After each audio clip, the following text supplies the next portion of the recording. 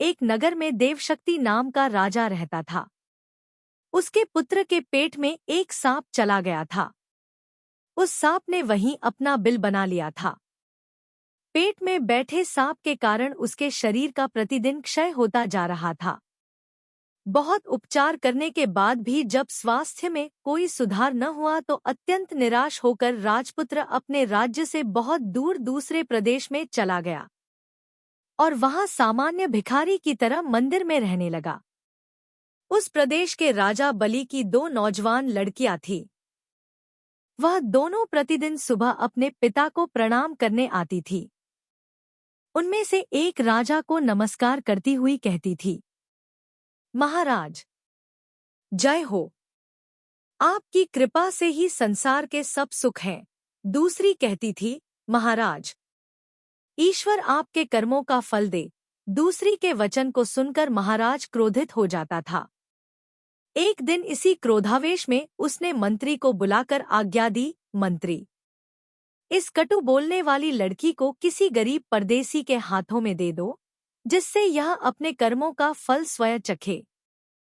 मंत्रियों ने राजाज्ञा से उस लड़की का विवाह मंदिर में सामान्य भिखारी की तरह ठहरे परदेसी राजपुत्र के साथ कर दिया।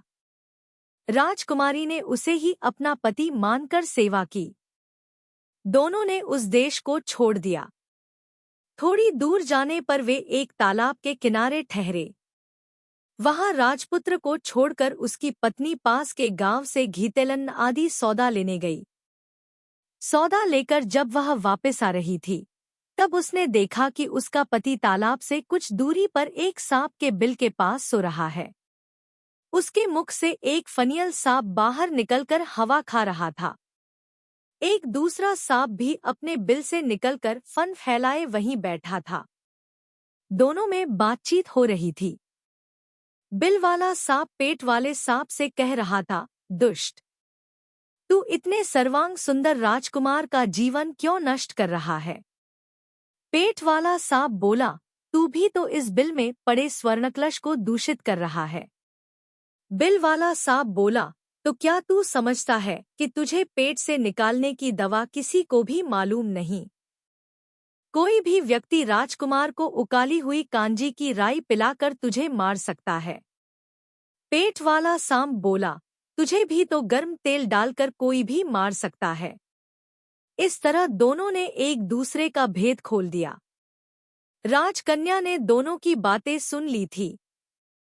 उसने उनकी बताई विधियों से ही दोनों का नाश कर दिया। उसका पति भी निरोग हो गया और बिल में से स्वर्णभरा कलश पाकर गरीबी भी दूर हो गई। तब दोनों अपने देश को चल दिए। राजपुत्र के माता पिता दोनों ने उनका स्वागत किया।